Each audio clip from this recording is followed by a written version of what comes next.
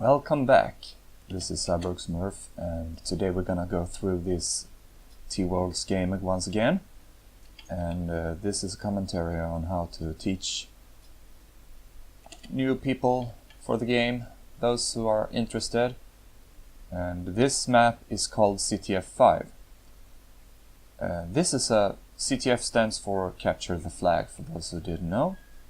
And actually, the settings for this map is I don't take damage when I fire the rockets, and I also have unlimited rockets.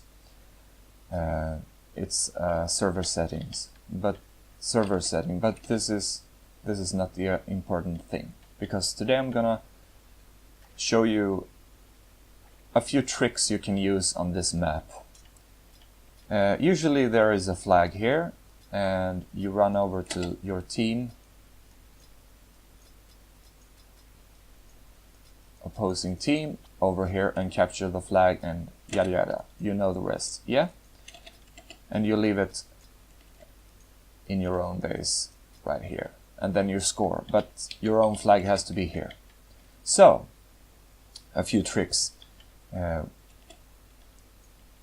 This doesn't matter if you're on your own base side or if it's on the other side, your opposing team side.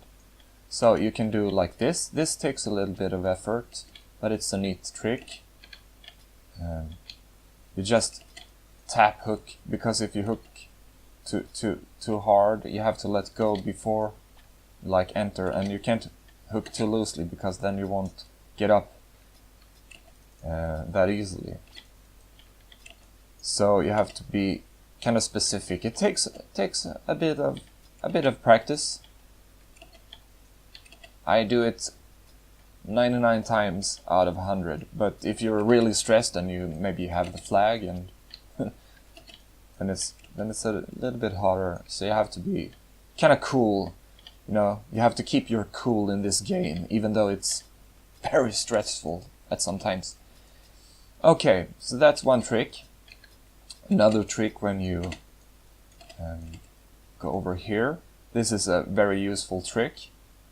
You got maybe guys following you on both sides, maybe here and here. Then you can do like a rocket jump, but be careful, because you will lose lives and shields if you use your rocket on yourself. Another trick you can do is, if you're down here, this is kind of, you know, maybe the team is coming from here or here. What you can do is, the easiest way to do this, maybe the team is trying to get you over here, mostly, but it doesn't matter if you cheese them a bit. You can do the same here. You double jump, and just before the end of your second jump, you use the rocket, and then you get up, and maybe you take this route. Sometimes when you catch the flag, you have some kind of speed. You can do it like this, and you get up right away, and then boom, and you're off to the other side. This is a fast way. Another way, if this is the opposing team side. Many people, to get the fastest way, they can take this route and do it like this. As you can see, it's really fast. Since this is another server setting, I can't move right now. I'm freezed, so I have to kill myself right there. By the way, these aren't shields, because the server setting is different. So if I touch these shields, I will lose my gun, like so. And these guns will always stay. But that was not the point of this video. The video was to show you some tricks. Okay. Another neat trick you can do, but and see if it's possible without touching those hearts. Those are very lethal. What you can do is there is a way you can go under there, but it's a kind of a noob thing. I mean, most of the average people know how to deal with this, but it's a cool trick if you play on a noob server and just want to troll away. I don't like trolls, by the way. I don't find it funny to be trolling, so maybe I should get a buddy in here. So he is right here. That's still me.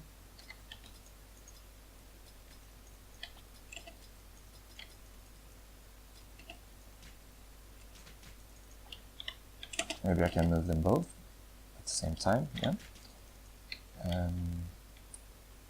So what you can do if you have this is also some kind of trolling, but this is actually more useful in DDNet, Dummy Drag Racing. But if your friend hammers you, and then you can, like in the same team, you can hammer fly. This is called hammer fly. Maybe you carry the flag and people won't see where you are, and it's really annoying, but it's useful. I don't recommend it. Not in CTF anyway.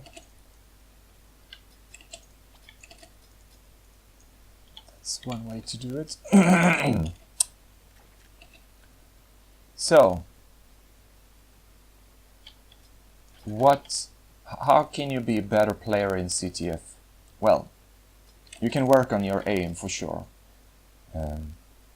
I miss a lot, especially with a grenade.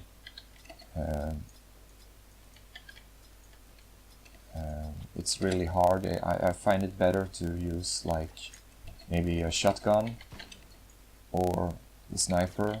I think they're more accurate. And also I use this one a lot. Maybe you see a lot of people firing away really fast. Maybe you're wondering how they use this. Maybe they use like an auto clicker or something. I've tried auto clicker with a gun. It's really not useful because it's not for me anyway. I don't get used to have a key binded to like, I don't have much control. So my tip, this is a pro tip, so listen carefully. What I do, my settings are, I go into F1 and I'm just gonna type it right here because this can be a bit confusing. First of all, I go into F1, I press the F1 button, and then I set the I type bind, and I type mouse wheel up, and I don't remember the exact command because I usually do it once and then I never have to do it again. But you set the mouse scroll up, so when you scroll the mouse up, you fire. But the cool thing is you can do it with the secondary mouse too, and with the secondary button too. So you can bind mouse wheel down as well. So when I scroll down, I fire. And when I scroll up, I fire. Mostly the noobs, the default setting is that you change weapon with the scroll. in most games, FPS alike, it's really useful to maybe switch between weapons with a scroll. In this game, I find it not to be the case. I rather have set buttons because you have to use a specific weapon for a specific situation. Like if I'm really stressed and I'm trying to get up here, and maybe I scroll through the stuff I have, and what the fuck? I mean, no. So I have a set button for grenade launcher, and I have a set button for the laser, set button for the shotgun. So I know exactly where the weapons are binded. So mouse wheel up, fire. Mouse wheel down, fire. And then you just scroll like crazy, up and down. I find that as a really neat trick. I don't know if other people use it, but that's the way I do it, and I find it really.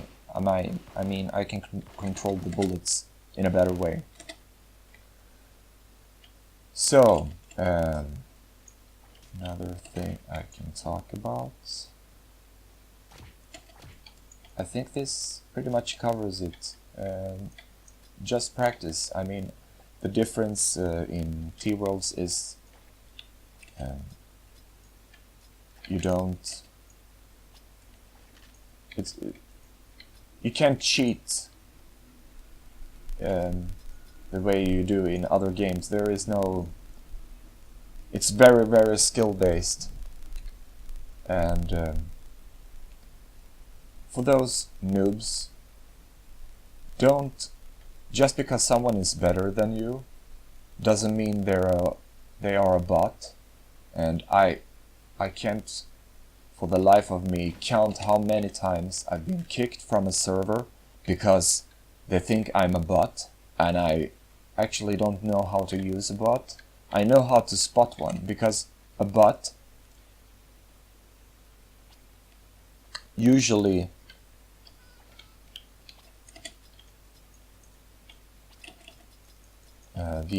if you have the aimbot, they only watch the person closest to you, and as you can see, my aim isn't perfect. There are certainly a lot of people that can aim better than me, but the bot always picks the center of and never loses sight, and if someone else comes closer, it just snaps to the other players. That's one way. If there is a player who just fire like crazy and never misses a shot, they can miss with the grenade launcher because it's different. It only shoots straight. Like if I'm gonna shoot with the grenade launcher here, I'm certainly gonna miss because it's an arc. But if I use the laser, certainly dead on. So that's how one way you can spot. And if there are some, for the noobs out there, if there are better players than you on the server, they most likely want to kick the bot. So don't come on to a server and like he's killing me every time. He's so skilled. He must be a bot. Don't do that. Don't do that, because you're never gonna learn. You're not gonna be better with a player that is playing worse than you do. If you're always gonna play with noobs, you're never gonna learn anything. And then you're gonna meet one skilled player, maybe being able to teach you. I mean, it can be frustrating with a player killing you over and over and over, maybe 30 times. And he runs you over like nothing every time, every freaking time. But every increment you try to get closer to kill him, you actually get better at doing what you do. So don't see it as a failure every time you get killed. You should look at it like He's teaching you. It takes time. This guy maybe have played this for years, maybe a decade. And you, what have you played? Like 2 weeks? That's nothing. He's been sitting in front of Teeworlds like hours a day for 10 years. Come on, give me a break. So I've played Teeworlds for like, I don't know, maybe 10 years on and off. So there are a lot of things, and the cool thing about Teeworlds is it seems like you learn new tricks now and then, even if you're a skilled player, but you can never learn new skills from a player who is worse than you. So that's another pro tip. Play with players that are either better than you or equal, kind of equal, because that's the best way to learn. I mean, then you're gonna see some really increment in your skills. And at the beginning, maybe your mouse is like really slow. You try to turn, but your mouse is really not following you like this. I mean, I'm not rotating all over my desk here. So you should definitely set the mouse sensitivity to a higher than its default, because the default is like really slow. You have to move the mouse really high. And as you get better, the more sensitiveness you can have in your mouse. So I think this covers a lot of things that I've been trying to say.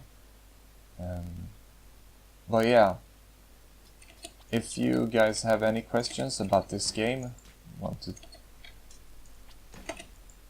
to ask me something, just do it in the comments. Okay, talk to you guys next time. See ya. Bye.